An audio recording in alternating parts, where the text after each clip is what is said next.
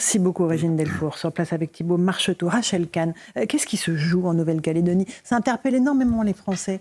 Ils se rendent compte qu'il y a quelque chose d'extrêmement important qui se joue là-bas, dans ce territoire outre-mer, et qui ressort de quoi, à votre avis? De la citoyenneté, oui, de l'identité, de l'humanité?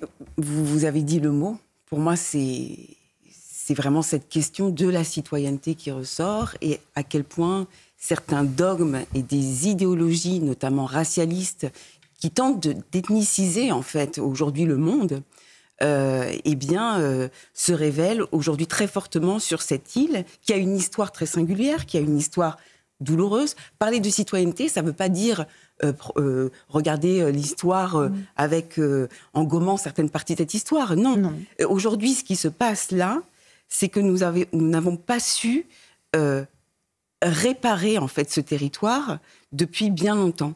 Et c'est un territoire kaléidoscope en fait, un territoire mosaïque.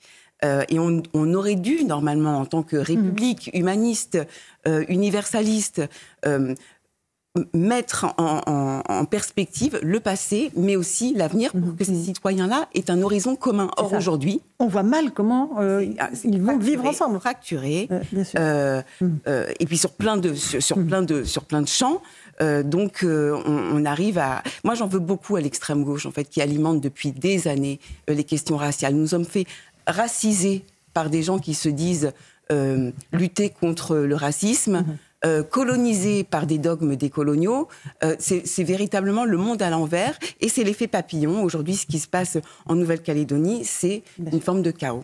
Joseph Massescaron, je vous vois réagir, dodeliner de la tête. Pour vous, rien n'est réparable?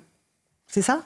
Moi, j'en veux à nos politiques. Avant d'en vouloir à l'extrême gauche, avant d'en vouloir au mot d'ordre, mais même si je partage bien sûr l'analyse de Rachel, mais j'en veux énormément aux politiques. Énormément aux politiques. D'abord, parce qu'il y a un problème. J'ai relu les accords de Nouméa 1998.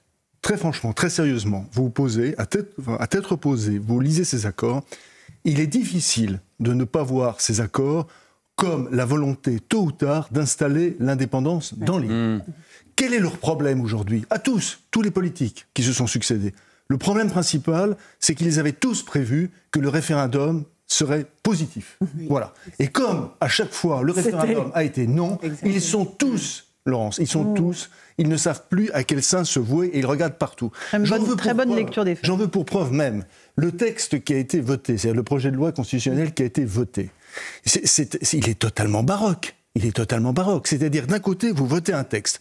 Je suis d'accord totalement avec le texte, comme certainement nous tous autour de cette table, sur qu'il n'y ait pas de citoyenneté à deux vitesses. Ça, nous sommes d'accord. Bien. Donc, on vote le texte, d'accord. Mais ensuite, évidemment, le Congrès ne va pas être dans la foulée, comme cela aurait dû être le cas. Le Congrès, il y a un ultimatum pour venir le Congrès qui est fin juin. D'accord, fin juin. En attendant, il peut y avoir des pourparlers. S'il n'y a pas des pourparlers, le 1er juillet, en effet, de cette année, il y a le dégel. Mais ce serait trop beau. Car dans l'article 2, chère Laurence, dans l'article 2, il est marqué que 10 jours avant la consultation, ce que vous avez tous vu également, Louis l'a vu, 10 jours avant la consultation, eh bien ce dégel même peut être remis en cause. Alors excusez-moi, mais très franchement, je veux dire, je veux bien que là, un certain nombre de personnes se disent « Allez, on s'amuse et puis on va jouer les chefs de guerre ». Quand je vois le papier, l'excellent papier dans le JDD sur ce jeune qui arrive, qui débarque, gendarme, 23 heures de vol, hein, on le prive dans l'avion, d'accord? Il débarque dans un endroit qui est une autre planète, Laurence, si on le connaît, une autre planète. Donc très franchement, oui, ma colère, je suis d'accord, bien sûr, j'ai une colère contre la FI, j'ai une colère contre l'extrême gauche, mais ma première colère, elle est celle sur nos politiques qui sont incapables. Je crois qu'elle est partagée. On va juste rejoindre sur place Thomas Bonnet devant l'Élysée, où va se tenir d'ici quelques minutes le Conseil de défense autour d'Emmanuel Macron. Vous êtes avec Audrey Legray. Est-ce que l'on sait ce qui peut être décidé dans ce Conseil de défense, Thomas? Bonsoir. Bonsoir Laurence. D'abord, l'objectif de ce Conseil de défense, c'est de faire un point sur la situation. Parce que la priorité pour le gouvernement, c'est de rétablir l'ordre. On a appris ces dernières heures par le biais du Premier ministre Gabriel Attal que 76 barrages avaient été démolis par les forces de l'ordre, précisément sur la route qui mène de Nouméa jusqu'à l'aéroport. La question maintenant, c'est de savoir s'il va y avoir des renforts supplémentaires. Il y a déjà 1000 effectifs de policiers et gendarmes qui ont été envoyés en renfort.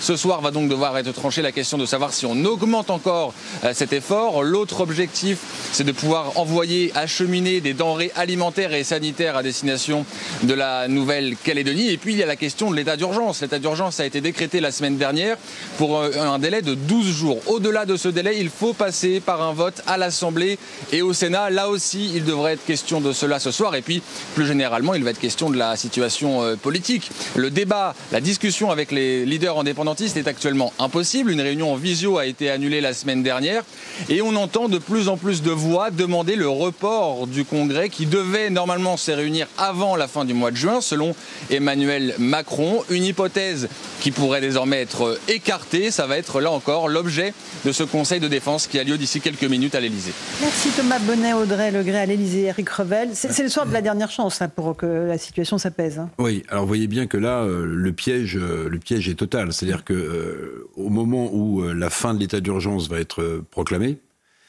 s'il n'y a pas dans la machine quelque chose, une médiation qui est décidée, voire un recul sur la tenue du Congrès, eh bien vous avez tous les éléments pour que sur le terrain, ce qui s'est passé continue et s'amplifie. Donc je ne sais pas dans quel moment juridique on peut ou pas prolonger l'état d'urgence, mais dès l'instant où l'état d'urgence se lève, s'il n'y a pas un signe du président de la République sur ce dossier, je crains que l'embrasement... Nous poursuivons. Louis Dragnel, rapidement. Non, mais moi, aujourd'hui, pour les raisons très justes expliquées par Joseph Massescaron, on est totalement dans une impasse politique sécuritaire, on en a déjà beaucoup parlé, mais impasse politique totale, parce que... globalement, il reste assez peu d'options pour le gouvernement, à part reculer et renoncer à ce projet de loi constitutionnel. Qu'est-ce que le gouvernement peut offrir, en fait, à ceux aujourd'hui qui contestent ce référendum ou l'adoption de la loi constitutionnelle? Il peut rien leur offrir puisque la loi a déjà été votée par le Sénat. Ne pas la promulguer, peut-être, l'enterrer. Deuxième sujet, Éric Revel pointait le fait que l'état d'urgence ne peut durer que 12 jours, et à l'issue de ces 12 jours, il faut passer par un vote à l'Assemblée, par le Parlement. Là, le risque sera d'une autre nature, c'est qu'on va importer en métropole le problème de la Nouvelle-Calédonie. Ça va devenir un sujet politique majeur. Troisième... Ça l'est déjà. Oui, c'est déjà un sujet majeur. Bien sûr, non, mais parce que nous, on en parle, mais politiquement, la vie, hélas, pour plein de gens, la vie continue. Même au gouvernement, il y en a plein qui, pour eux, c'est pas tellement un sujet. Non, mais faut bien se rendre compte de l'état réel comment. Mais tu as raison, même pour les politiques. Bien sûr, mais...